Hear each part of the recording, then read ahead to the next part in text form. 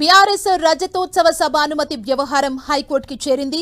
సభ నిర్వహణ అనుమతి కోసం బీఆర్ఎస్ హైకోర్టును ఆశ్రయించింది. లిఖితపూర్వకమైన అనుమతి ఇవ్వాలంటూ ఇప్పటికే వరంగల్ పోలీసుల్ని బీఆర్ఎస్ నేతలు ఆశ్రయించగా ఇప్పటి వరకు సభ అనుమతి వ్యవహారంలో పోలీస్ శాఖ నుంచి స్పందన లేదని తెలిపింది. 2 సార్లు దరఖాస్తు చేసినా పోలీసులు స్పందించట్లేదని గులాబీ పార్టీ తరపున లాయర్ కోర్టుకు తెలిపారు. మరోవైపు సభ అనుమతిపై అన్ని విషయాలు పరిశీలిస్తున్నామని ప్రభుత్వం తరపున లాయర్ చెప్పారు. వారం రోజుల్లోగా నిర్ణయం తీసుకుంటామని ప్రభుత్వం తరపున లాయర్ కోర్టుకు తెలిపారు. ఈ నెల 17లోగా నిర్ణయం తీసుకోవాలని విచారణకి 21కి వాయిదా వేసింది కోర్టు. ఈ నెల 27న హనుమకొండ జిల్లా ఎల్కతుర్తిలో రజతోత్సవ సభకు ఏర్పాట్లు చేస్తున్న బీఆర్ఎస్ రాజకీయ కుట్రతోనే సభకు అనుమతి ఇవ్వట్లేదని ఆరోపణలు చేస్తోంది.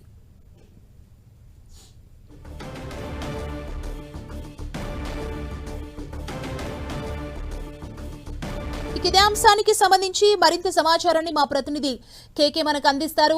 కేకే, పోలీసుల నుంచి రెస్పాన్స్ ఎలా ఉంది? ఏం చెప్తున్నారు అసలు పోలీసులు సభకు సంబంధించి?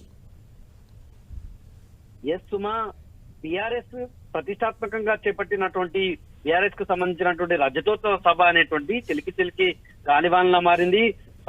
ప్రథమంగా అంటే వరంగల్ వేదికగా ఎలకతుర్తిలో అత్యంత భారీ ఎత్తున సభ నిర్వహించాలని చెప్పి తెలంగాణ తొలి ముఖ్యమంత్రి బీఆర్ఎస్ అధినేత కేసీఆర్ భావించి బీఆర్ఎస్ కు సంబంధించినటువంటి బృందాన్ని పంపించడం జరిగింది.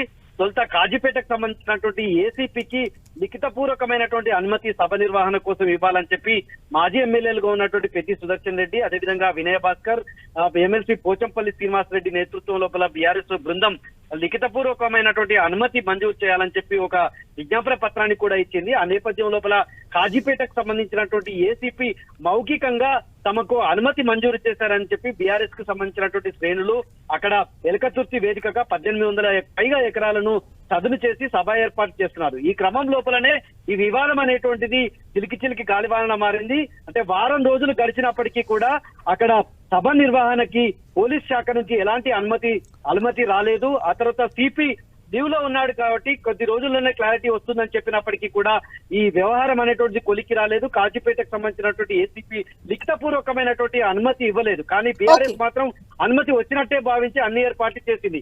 దీన్ని ముందుగానే పసిగట్టినటువంటి బీఆర్ఎస్ కు సంబంధించినటువంటి అధిష్టానం వెంటనే రంగంలోకి దిగింది. బీఆర్ఎస్ కు సంబంధించినటువంటి వర్కింగ్ ప్రెసిడెంట్ గా ఉన్నటువంటి కేటీఆర్ రంగంలోకి దిగి అత్యవసర సమావేశాన్ని ఏర్పాటు చేశారు.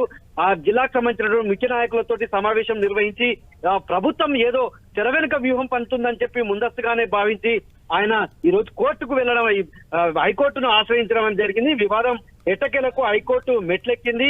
బీఆర్ఎస్ రజతోత్సవ సభ నిర్వహణ కోసం పోలీసులు ఇప్పటికే 2 సార్లు వాళ్ళని అప్రోచ్ అయినప్పటికీ కూడా ఎక్కడ కూడా తమకు అనుమతి మంజూరు చేయాలని చెప్పారు. ఈ నేపథ్యం లోపల కేటీఆర్ కూడా వ్యక్తిగతంగా డీజీపీ తెలంగాణ రాష్ట్ర డీజీపీకి సంబంధించినటువంటి ఆఫీస్ వర్గాలను కూడా ఆరా తీయడం, దీని మీద ఆయన వాకప్ చేసినప్పటికీ కూడా ఫలితం లేకపోవడంతో హైకోర్టు బీఆర్ఎస్ అనివార్య పరిస్థితుల్లో హైకోర్టు మెట్లెక్కింది. 2 సార్లు అనుమతి కోసం దరఖాస్తు చేసినప్పటికీ కూడా పోలీసులు స్పందించట్లేదని చెప్పి కోర్టుకు బీఆర్ఎస్ కు సంబంధించినటువంటి తరపు న్యాయవాది విన్నవించడం అనేటువంటి జరిగింది. సభ అనుమతిపై అనేక విషయాలు పరిశీలిస్తామని చెప్పి అన్ని విషయాలు పరిశీలిస్తున్నామని చెప్పి జీపీ చెప్పాడు. వారం రోజుల్లోగా నిర్ణయం తీసుకోవాలని చెప్పి కోర్టు చెప్పింది. ఈ నెల 17లోగా నిర్ణయం తీసుకోవాలి, లేకుంటే ఖచ్చితంగా ఏదో ఒకటి చెప్పాలని చెప్పి హైకోర్టు ప్రభుత్వానికి డైరెక్షన్ ఇవ్వడం జరిగింది.